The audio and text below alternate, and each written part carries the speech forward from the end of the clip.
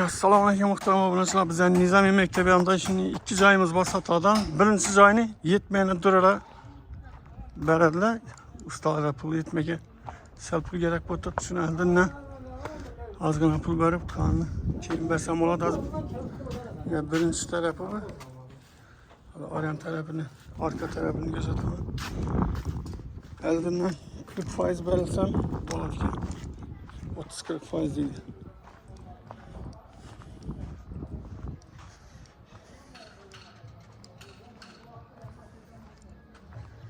Ya bu arka tarafında yine. Gel yaza.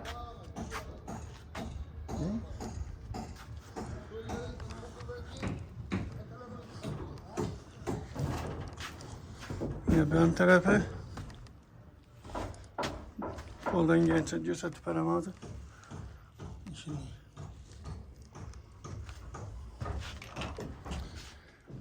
Bir dalan akırın. Yemunda dalanı, yemunda kukniyası, bir işe üç yarım. Bir kuknya mı? Hava kukniyası bir işe üç yarım. Yeni o. Spalnisi bir işe üç yarım. Sonra bak tarafı valizini çıkarıp saldım. Bu dalanı bu. Resim sazı ikinci etajı bu.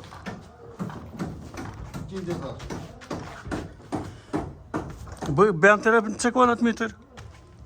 Bu 130 kvadrat. Ayağını 140. 130. Arka iki cayın 140'tan.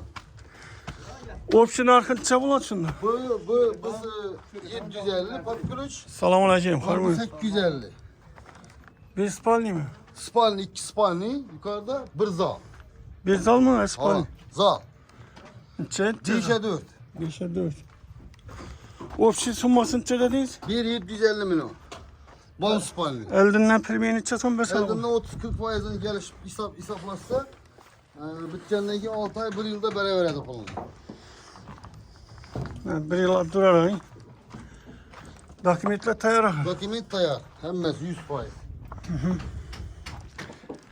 3 spalni, bir zal, dalan kuknaya bani. 3 spalni, bir zal denge birinci ikinci etajını koyun. Bir de yukarıda 2 spalni, bir zal. Peste dalan kuknaya bani spalni. Banisi bana çıkan.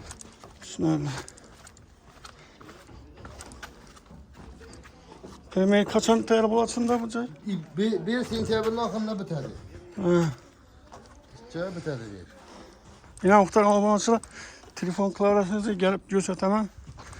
Ama pulu yetmeyince adamlara yine kolay bir yıl durara beredikken ellerinden bir 30-40%'ını verseniz de Mesutası zor. Nizami mektebine transporttan mama yok. Dokumentlerim tayarken.